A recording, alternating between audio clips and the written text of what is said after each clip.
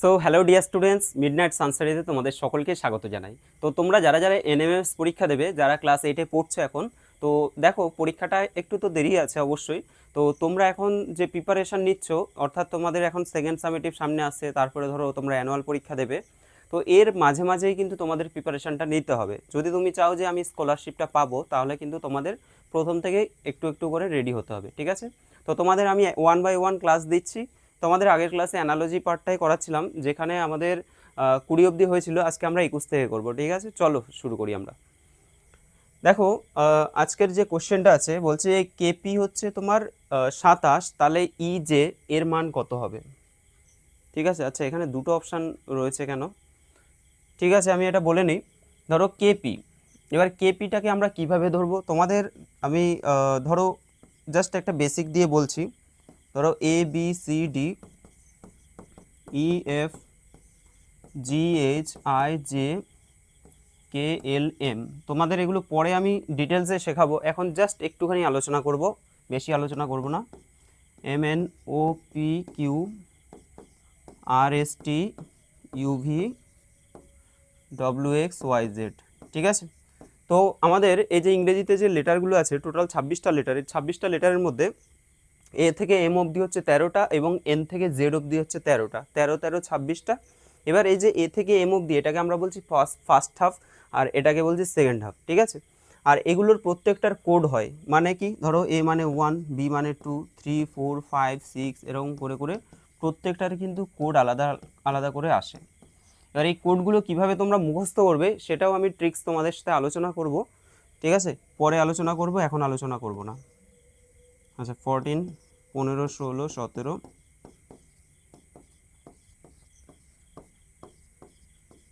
23, 24, 25, 26, total 26টা letter হয়ে গেল এবং প্রত্যেকটার কোড আমরা বসিয়ে দিলাম। এখন এই যে কেপি, কে এর যদি আমরা দেখি, কে এর দেখো কত আছে, কে এর আছে 11, তাহলে কে এর মানটা যদি আমরা 11 বসাই, তার সাথে পি, পি মানে কত দেখো, পি মানে দেখো 16 আছে, তাই তো? পি মানে যদি 16 থাকে, তাহলে 11 আর এটা হচ্ছে 16, তুমি 11 আর 16 যোগ করো, কত হবে দেখো? 27 হচ্ছে কি? অবশ্যই 6 একে 7, 1 একে 2, 27 হয়ে যাচ্ছে। তাহলে এই যে ই জে, ই কত, ই দেখো 5 আছে, 5, জে কত আছে, জে দেখো 10 আছে, তাহলে 5 যোগ 10 তার মানে কত হচ্ছে 15। তো এখানে তোমাদের অ্যান্সার হবে 15। আরও অপশান ছিল, ঠিক আছে? অপশান আরও ছিল এখানে, সি এবং ডি অপশান। তো একটু দাঁড়াও, হ্যাঁ একটা ছিল 15 আর একটা ছিল 45 অপশান। একটা ধরো 15 অপশান ছিল, এ বি সি, এটা 15 ছিল, আর ডিতে ছিল 45 অপশান। তাহলে আমাদের কি হবে? অপশান সি হবে সঠিক অ্যান্সার, 15। আশা করি বোঝাতে পারলাম। আমরা জাস্ট এগুলো, এই যে কোডিংগুলো লিখলাম এ থেকে জেড অবধি, সেই কোডগুলোকে আমরা জাস্ট বসিয়ে দিয়ে যোগ করে দিলাম, আমরা কিন্তু মানটা পেয়ে গেলাম। চলো, এগুলো কীভাবে মুখস্থ করতে হবে সেগুলো তোমাদের পরে আলোচনা করব আমি, আর তোমরা প্রিভিয়াস ভিডিওগুলো দেখতে পারো, সেখানে রয়েছে। এবার দেখো বি আর জি আছে, তাহলে বি এর আমাদের যে কোডটা, সেই বি এর কোড কত? 2 হয়। জি এর কোড কত হয়? 7 হয়, ঠিক আছে? তোমরা আগেরটা তো আমি লিখলাম ওই ওই হিসেবে আর কি। এবার দেখো 2 আর 7 থেকে কিভাবে 14 আসে বলো? 2 এর সাথে 7 যদি আমরা গুণ করি, 7 দুগুণে কত হচ্ছে? 14। এবার এম কত? এম হচ্ছে 13। আর এইচ কত? এইচ হচ্ছে G8, ঠিক আছে? এইচ হয়ে যায় 8। তাহলে আমরা কোডগুলো বসিয়ে দিলাম। এবার দেখো এখানে আমরা দেখছি যে কোড দুটোর গুণফল হচ্ছে 14, তাহলে এখানেও আমরা কোড দুটোর গুণফল বের করব, ঠিক আছে? 8 13 কত হয়? 104, অপশান এ হবে সঠিক অ্যান্সার। 8 গুণ 13 মানে হচ্ছে 104, অপশান এ হবে সঠিক অ্যান্সার। নেক্সট দেখো, কোশ্চেন নাম্বার 23। সাইকোলজি বলছে বায়োলজির সাথে যদি সম্পর্কযুক্ত হয়, অর্থাৎ এটার সাথে যদি এটা সম্পর্কযুক্ত হয়, তাহলে এই যে মেটাফাইসিস, এর সাথে কোনটা সম্পর্কযুক্ত? অ্যাকচুয়াল দেখো এখানে যে টার্মটা আছে মেটাফাইসিস না, এটা হবে মেটাফিজিক্স, ঠিক আছে? মেটাফিজিক্স।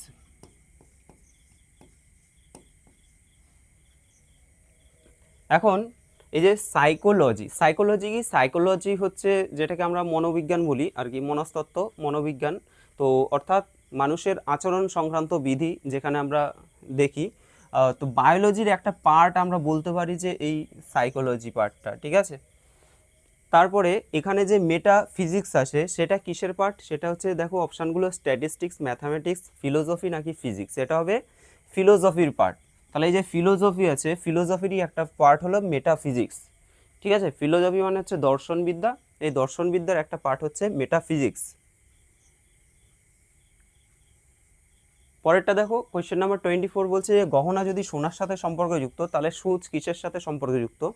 আমরা জানি যে গহনা কি দিয়ে তৈরি হয়, সোনা থেকে তৈরি হয়, তাহলে সূচ কি থেকে তৈরি হয় বলো, সুতো, পেরেক, স্টিল নাকি সেলাই। তো সূচটা তৈরি হয় স্টিল থেকে। ঠিক আছে, স্টিল থেকে তৈরি হয়। পরের প্রশ্ন দেখো, সেই কোডের মতো করে আমরা কোয়েশ্চেনগুলো করছিলাম।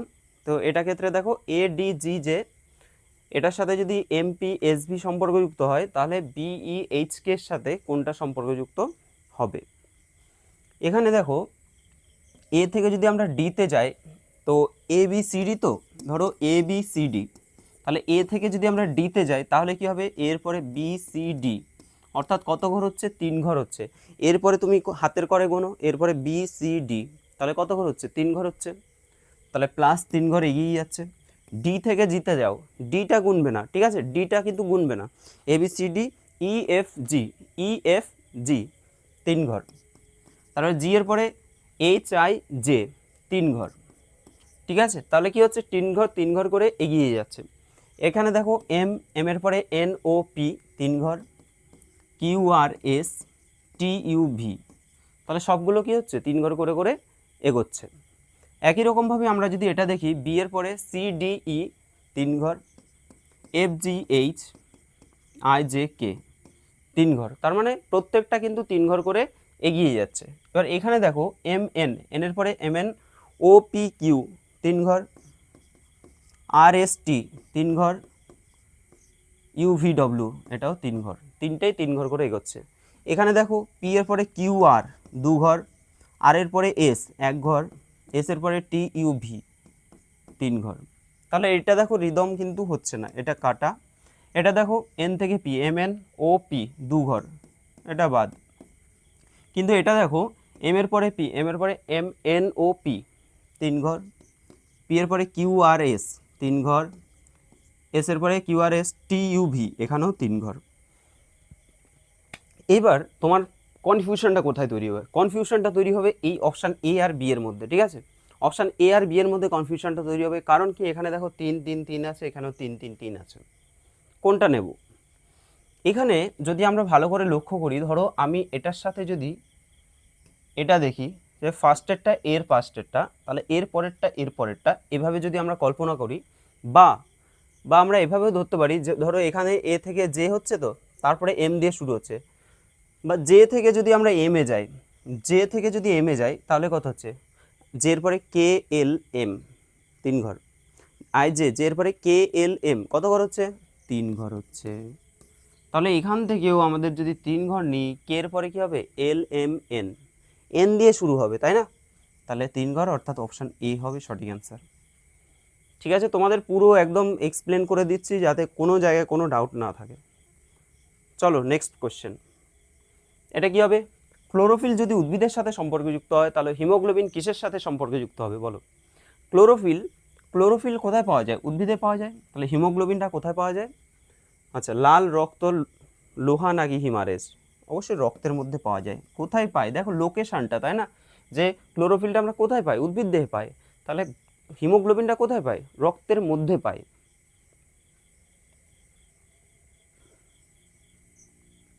পর্বত শিখরে কি আছে, যে পর্বত শিখর আছে এভারেস্ট, তাহলে এভারেস্ট হচ্ছে কি সর্বোচ্চ শৃঙ্গ।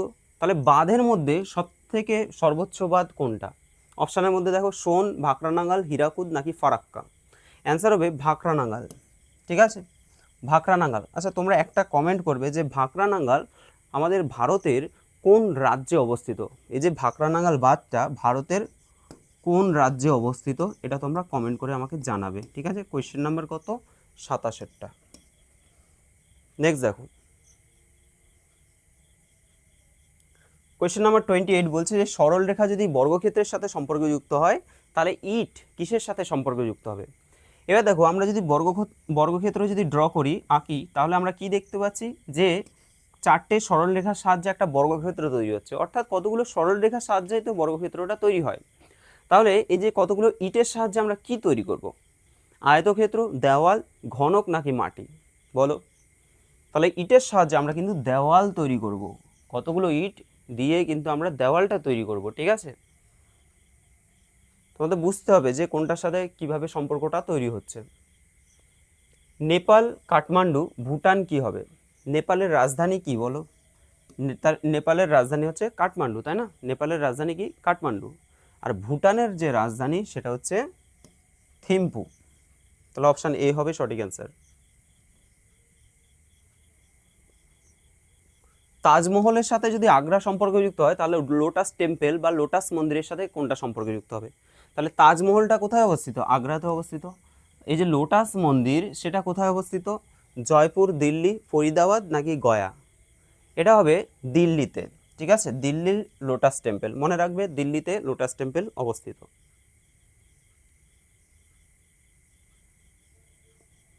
আচ্ছা, এখানে দেখো বলছে পশ্চিমবঙ্গের মমতা ব্যানার্জি, তাহলে বিহারের কি হবে? তো এটা তো চেঞ্জ হয়ে গেছে, তাই না? এখন তার মমতা ব্যানার্জি নেই, এখন কে আছেন? এখন হচ্ছে শুভেন্দু অধিকারী, তাই তো? তাহলে পশ্চিমবঙ্গের বর্তমানের মুখ্যমন্ত্রী কে হয়ে গেছেন? শুভেন্দু অধিকারী, নয় তো অবশ্য না।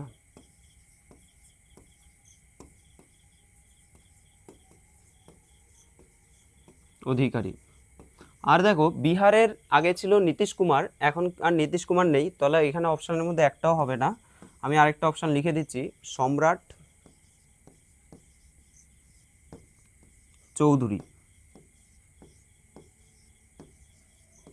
ঠিক আছে? সম্রাট চৌধুরী বর্তমানে বিহারের মুখ্যমন্ত্রী। চলো নেক্সট কি আছে দেখো, অর্নিথোলজি। অর্নিথোলজি যদি পাখির সাথে সম্পর্কযুক্ত হয়, তাহলে এন্টামোলজি কিসের সাথে সম্পর্কযুক্ত? খুব ইম্পর্টেন্ট একটা প্রশ্ন। অর্নিথোলজি, অর্নিথোলজি কিসের সাথে সম্পর্কযুক্ত? পাখির সাথে, অর্থাৎ পক্ষী সংক্রান্ত বিদ্যা। পক্ষী সংক্রান্ত বিদ্যা অর্থাৎ পাখি নিয়ে যারা গবেষণা করে, পড়াশোনা করে, গবেষণা করে আর কি, সেটাকে আমরা অর্নিথোলজি বলি। এন্টেমোলজি, এন্টেমোলজি মানে কি সংক্রান্ত বিদ্যা, কি নিয়ে পড়াশোনা করা হয়? পতঙ্গ, উভচর প্রাণী, উদ্ভিদ নাকি সরীসৃপ? অ্যান্সার হবে পতঙ্গ। এখানে একটা জিনিস মনে রাখবে, এন্টামোলজি মানে হচ্ছে অ্যান্ট চলে আসছে না, এই যে অ্যান্টটাতে অ্যান্ট আসছে, অ্যান্ট মানে কি? পিঁপড়ে। তো পিঁপড়েটা কি? পিঁপড়ে হচ্ছে এক ধরনের পতঙ্গ, তাই না? পিঁপড়ে হচ্ছে এক ধরনের পতঙ্গ। পরের প্রশ্ন দেখো, grand old man of India, দাদাভাই নৌরোজি, তাই তো? দাদাভাই নৌরোজি। তোমরা কি বলতে পারবে দাদাভাই নৌরোজির একটা বইয়ের নাম? মানে তিনি যে হ্যাঁ, তার একটা বিখ্যাত গ্রন্থ আছে, বই আছে, সেই বইটার নাম কি তোমরা বলতে পারবে? যদি জানো কমেন্ট করবে, ঠিক আছে? দাদাভাই নৌরোজি, তাহলে গ্র্যান্ড ওল্ড ম্যান বলা হয় তাকে। আমরা জানি স্বাধীনতা সংগ্রামে এনাদের অবদান অনস্বীকার্য, মানে প্রচুর অবদান রয়েছে। এবার হচ্ছে পাঞ্জাব কেশরী। পাঞ্জাব কেশরী আমরা কাকে বলি? পাঞ্জাব কেশরী হচ্ছে লালা লাজপত রায়কে বলা হয় পাঞ্জাব কেশরী। চলো নেক্সট দেখো, দার্শনিকের রুল। দার্শনিকের রুল আমরা কাকে বলি? জিঙ্ক অক্সাইডকে বলা হচ্ছে দার্শনিকের রুল। জিঙ্ক অক্সাইডকে কি বলা হয়? দার্শনিকের রুল বলা হয়। লাফিং গ্যাস, তার লাফিং গ্যাস কোনটাকে বলা হয়? গেস করো। এখানে দেখো NO2 নাইট্রোজেন ডাইঅক্সাইড, N2S5NO, তারপর আছে N2O। এটা অ্যান্সার হবে নাইট্রাস অক্সাইড। দেখো লাফিং গ্যাসের যে রাসায়নিক নাম সেটা হচ্ছে নাইট্রাস, নাইট্রাস অক্সাইড, ঠিক আছে? অক্সাইড। এই নাইট্রাস অক্সাইডের সংকেত কি? N2O। N2O, অপশান ডি হবে সঠিক অ্যান্সার, ঠিক আছে? নাইট্রাস অক্সাইড হচ্ছে N2O, অপশান ডি হবে সঠিক অ্যান্সার। পরের প্রশ্ন চলে যাচ্ছি। দেখো এই একটা প্রশ্ন একটু ঝামেলায় পড়তে হলো। ভাইরাসের সাথে বলছি ব্যাকটেরিওফাজ যদি সম্পর্কযুক্ত হয়, তাহলে ব্যাকটেরিয়ার সাথে কি সম্পর্কযুক্ত হবে? এখন দেখো এই যে ব্যাকটেরিওফাজ, এটা কিন্তু এক ধরনের মানে ভাইরাস, ব্যাকটেরিয়াফাজ, এটাকে আমরা ফাজ ভাইরাসও বলে থাকি, ঠিক আছে। এবং এটা কিন্তু মানবদেহে উপকারী একটা ভাইরাস বলতে পারি আমরা, মানে মানবদেহের পক্ষে ক্ষতিকর নয়, এটা হচ্ছে উপকারী একটা ভাইরাস, ফাজ ভাইরাস। আচ্ছা, ব্যাকটেরিয়ার মধ্যে এখানে যে অপশানগুলো রয়েছে এখানে কিন্তু সবগুলোই ব্যাকটেরিয়া, ঠিক আছে। আর এটা ফ্লস্ট্রিডিয়াম লিখেছে, এটা একটা ক্লস্ট্রিডিয়াম হবে, কয়লয়, ঠিক আছে। কিন্তু এখানে অপশানগুলো যে রয়েছে প্রত্যেকটা ব্যাকটেরিয়া কিন্তু ক্ষতিকারক ব্যাকটেরিয়া। তো এর অপশানটা ঠিকঠাক মনে হলো না আমার, তোমাদের যদি কোনো ট্রিক্স মনে হয় তাহলে তোমরা কমেন্ট করবে, কিন্তু আমি এটাকে অন্য একটা অপশান দিয়ে দিচ্ছি। ধরো ব্যাকটেরিয়ার ক্ষেত্রে আমরা বলতে পারি যে ধরো রাইজোবিয়াম বলতে পারি, ঠিক আছে, রাইজোবিয়াম বলতে পারি যেটা উপকারী ব্যাকটেরিয়া, রাইজোবিয়াম।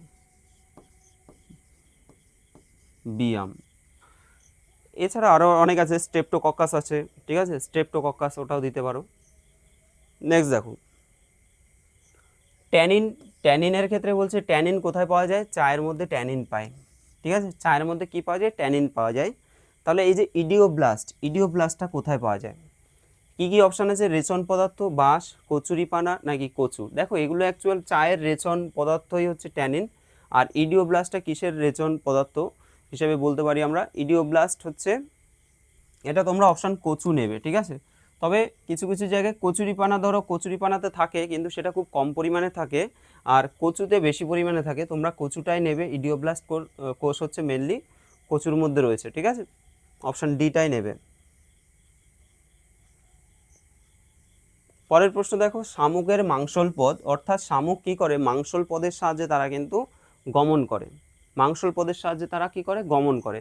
তাহলে তিমি যে গমন অঙ্গ, তিমির যে গমন অঙ্গ সেটাকে কি বলা হয়, সাঁতার, প্যাডেল, ফ্লিপার নাকি পাখনা। ওর যে নামটা সেটা কিন্তু ফ্লিপার, মনে রাখবে, তিমির যে গমন অঙ্গ সেটাকে কি বলা হয়, ফ্লিপার বলা হয়, ঠিক আছে, ফ্লিপার। পরের প্রশ্ন দেখো, অ্যামোনিয়া, অ্যানিমিয়া, অ্যানিমিয়ার সাথে যদি আয়রন সম্পর্ক যুক্ত হয় তাহলে মিক্সিডিমা কিসের সাথে সম্পর্কযুক্ত হবে। দেখো অ্যানিমিয়া যে একটা রোগ, অ্যানিমিয়া রোগ হচ্ছে রক্তাল্পতা আমরা বলি যাকে, আয়রনের অভাবে হয়। আয়রন তো একটা খনিজ পদার্থ, এই খনিজ পদার্থের অভাবে কিন্তু এই অ্যানিমিয়া রোগটা হয়। তাহলে কার অভাবে, যেটা মিক্সাডিমা বা মিক্সডিমা, কি দিয়েছে, মিক্সডিমা বা ম্যাক্সিডিমা বলা হয়। তো এটা কিসের অভাবে হয়, এটা হচ্ছে আয়োডিনের অভাবে, মনে রাখবে, ম্যাক্সিডিমা বা মিক্সডিমা এটা হচ্ছে আয়োডিনের অভাবে হয়, আর আয়রনের অভাবে হয় অ্যানিমিয়া, ঠিক আছে। নেক্সট দেখো, এটা কিভাবে সম্পর্কিত, রক্ত সংবহনের সাথে হার্বে বলছে, উইলিয়াম হার্বে, বিজ্ঞানী উইলিয়াম হার্বে এই যে রক্ত সংবহন তন্ত্র বা রক্ত সংবহন যে পদ্ধতি, ঠিক আছে, সেটা তিনি আবিষ্কার করেন। আর রক্তের শ্রেণী বিভাগ যাকে আমরা এবিও পদ্ধতি বলি, কি পদ্ধতি, এখানে এবিও শ্রেণী দিয়েছে, ধরো এবিও পদ্ধতি বলা হয়। এই রক্তের যে শ্রেণী বিভাগ অর্থাৎ এবিও, এই যে চারটে শ্রেণী, তো এটা কে আবিষ্কার করেন, বিজ্ঞানী ল্যান্ডস্টেইনার, কার্ল ল্যান্ডস্টেইনার, ঠিক আছে, কার্ল ল্যান্ডস্টেইনার। তো এটা অপশান এ হয়ে যাবে সেই হিসেবে। এখানে দেখো আবিষ্কারকের নাম দিয়েছে না, রক্ত সংবহন হচ্ছে তোমার উইলিয়াম হার্বে, কে আবিষ্কার করেন সেটা। আজকের জন্য লাস্ট কোশ্চেন তোমাদের, আমি মোটামুটি এখন 20টা করে পরপর করাচ্ছি। নীলগিরি বলছে যে দোদাবেতা, তাহলে মহাকাল কি হবে। আচ্ছা, নীলগিরি পর্বতের যে সর্বোচ্চ শৃঙ্গ সেটা হচ্ছে দোদাবেতা, নীলগিরি পর্বতের সর্বোচ্চ শৃঙ্গের নাম কি, দোদাবেতা। তাহলে এই মহাকাল পর্বত যে রয়েছে এই মহাকাল পর্বতের সর্বোচ্চ শৃঙ্গের নাম কি। অপশান দেখো, পরেশনাথ, নকরেক, গুরু শিখর, আর হচ্ছে অমরকণ্টক। আচ্ছা, অমর ফটক দিয়েছে, এটা অমরকণ্টক।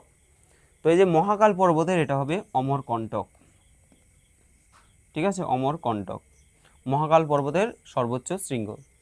এখানে দেখো তোমাদের আমি দুটো কাজ দিচ্ছি আরও, যে গুরু শিখর যেটা রয়েছে এটা, গুরু শিখরটা কোন পর্বতমালার সর্বোচ্চ শৃঙ্গ এটা তোমরা কমেন্ট করবে। আর হচ্ছে নকরেক, নকরেক কোন পর্বতমালার সর্বোচ্চ শৃঙ্গ এটা তোমরা কমেন্ট করবে। দেখো এই যে জিনিসগুলো তোমাদের কমেন্ট করতে কেন দিই, যাতে করে তোমাদের দেখবে এক্সট্রা ইনফরমেশানগুলো যাতে তোমাদের নিজেদের রিমাইন্ড করতে পারো যে এটার কি হতে পারে, বা তোমরা সেগুলো সার্চ করে দেখতে পারো যে এটার অ্যান্সার কী আসবে, তাই তো। তাহলে দেখবে এগুলো মনে পড়ে যাবে, যা যা এই যে এই ধরনের কাজ দিলে কি হয় সেগুলো তোমাদের কিন্তু রিমাইন্ড হয়ে যাবে, মনে পড়ে যাবে। আচ্ছা, ঠিক আছে, আমাদের এইভাবেই করে চলতে থাকবে, পরের প্রশ্নগুলো এইভাবে করে করে পরপর আমি ক্লাসগুলো করাতে থাকবো, তোমরা অবশ্যই ক্লাসগুলো করতে থাকো। আর ভিডিওটা কেমন লেগেছে অবশ্যই কমেন্ট করবে, যদি ভালো লাগে লাইক করে দিও, শেয়ার করে দিও। ঠিক আছে, আজকের জন্য এখানে দেখা হচ্ছে তোমাদের সাথে পরের ভিডিওতে।